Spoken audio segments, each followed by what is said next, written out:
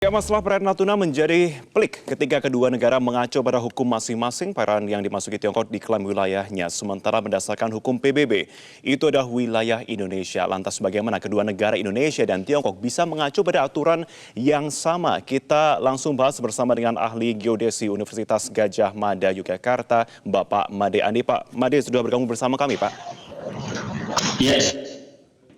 Iya, baik Pak Made.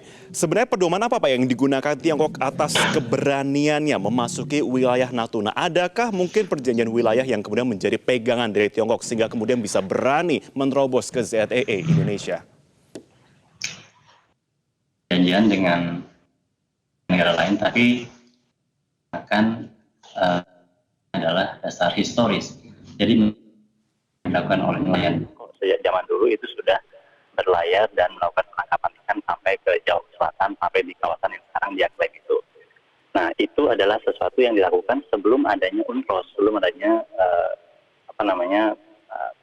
United Nations Convention on the Law of the Sea yang sekarang kita pakai gitu. Jadi alasan dia karena dia melakukan duluan sebelum adanya UNCLOS, maka dia ingin tetap lakukan itu karena memang hukum kan tidak berlaku surut gitu. Di satu sisi dia menganggap itu.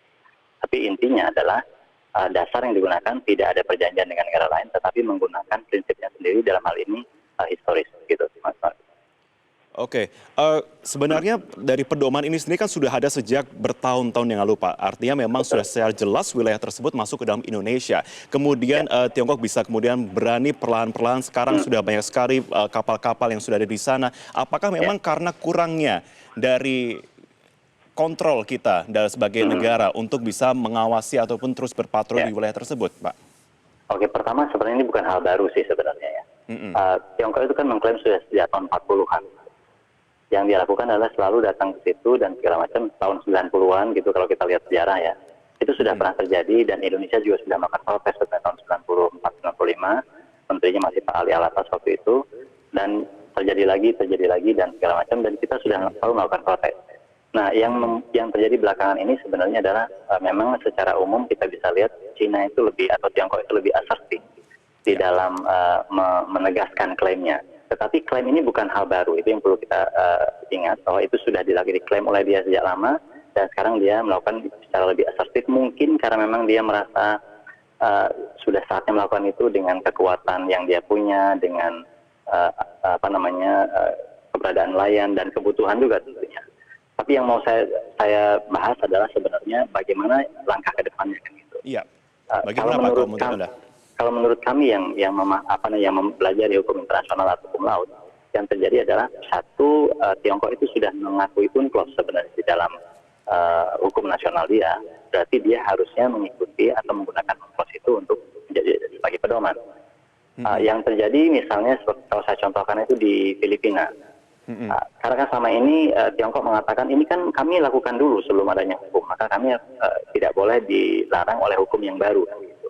Nah, Baik, Bapak, kami tahan dulu Pak Made, karena saat ini kami melihat Presiden Joko Widodo sedang berada di Natuna untuk langsung meninjau bagaimana di sana. Sebentar lagi saya akan kembali kepada Bapak.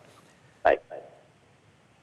Ya, yang gambaran Anda saksikan saat ini pemirsa adalah Presiden Joko Widodo yang sudah tiba di Natuna didampingi oleh sejumlah aparat pemerintahan dan juga kemudian saat ini memantau langsung dan berkoordinasi sesuai dengan laporan dari rekan Atika sebelumnya mengatakan bahwa saat ini Presiden Joko Widodo sudah menyampaikan beberapa instruksi meskipun belum secara detail, namun kemudian instruksi ini dikatakan sebagai bentuk tegas bahwa wilayah tersebut masih dalam wilayah Indonesia dan juga meminta kepada seluruh aparat yang berjaga untuk kembali menegakkan semua tentunya keadilan dan juga apa yang menjadi hak wilayah Indonesia itu sendiri. Dan kemudian saat ini Presiden Joko Widodo masih akan melakukan koordinasi menuju ke kantor bupati yang ada di Natuna. Baik, saya akan kembali kepada Pak Made saat ini yang masih bergabung bersama saya saat ini di Metro Siang. Pak Made, tadi kita kembali membahas mengenai kemudian apa yang harus dilakukan tentunya untuk ke depannya. Pertama idealnya bagi Tiongkok dulu, memang UNCLOS itu datang belakangan dari klaim dia. Tapi kita juga harus ingat bahwa UNCLOS itu kan adanya justru memang untuk merapikan klaim-klaim yang dulunya belum benar. Contohnya Filipina. Sebelum adanya UNCLOS, Filipina itu klaimnya tuh juga kotak bentuknya, jadi tidak sesuai dengan sekarang. Dan itu masuk dalam konstitusinya Filipina, berarti kan kuat sekali. Tapi begitu UNCLOS ada dan Filipina mengakui UNCLOS, kemudian dia rapikan klaim itu. Dia ubah klaim yang tadinya walaupun dia sudah percaya berpuluh-puluh tahun sebelumnya itu dia ubah. Nah, harapannya Tiongkok juga melakukan hal yang sama. Itu pertama secara dari sisinya Tiongkok. Tapi dari sisi Indonesia sekarang satu, soal law enforcement itu wajib hukumnya. Kita harus menegakkan hukum, kita harus bisa melakukan satu respon yang tepat ketika ada orang atau nelayan yang datang ke TBI kita. Jadi saya kira apa yang dilakukan oleh Indonesia sudah tepat, lalu mengirimkan protes yang resmi, itu sudah benar. Nah, yang kedua yang juga sangat penting adalah kehadiran.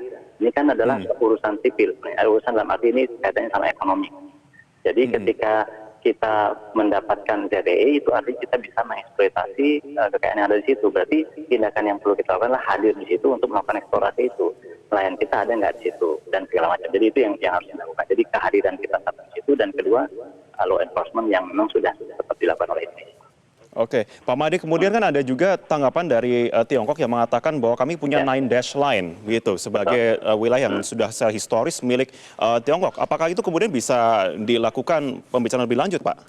Ya, nah Nine Dash Line itulah yang klaimnya Tiongkok salah pihak, yang kalau dilihat dari hukum yang sekarang itu nggak sesuai kan gitu. Nah itu yang saya bilang tadi, kalau Nine Dash Line itu tidak sesuai dengan hukum sekarang maka jangan dipakai. Dan bukan hanya Indonesia yang mengatakan begitu kan.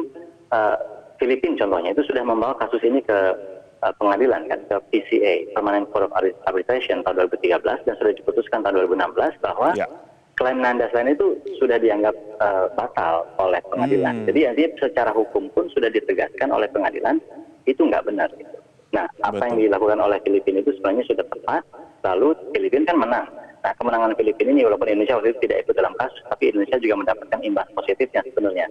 Karena Nine Dash Line itu kan mengganggu tidak hanya Filipina tapi juga Indonesia dan semacam. Begitu dikatakan Nine Dash Line itu batal demi hukum, maka harusnya secara hukum itu tidak dipakai lagi oleh Tiongkok. Gitu. Tapi kemudian kalau kenyataannya Tiongkok tetap menggunakan, itulah cerita yang lain.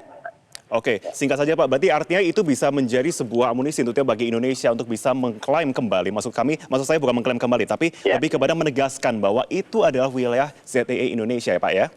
Sangat betul. Jadi secara hukum iya, dan bahkan harus sudah ada keputusan pengadilan juga. Ya, jadi itu adalah kekuatan yang sangat kuat. Baik, terima kasih Pak Made untuk waktu bersama kami di Metro Siang Pak. Baik, sama-sama Mas.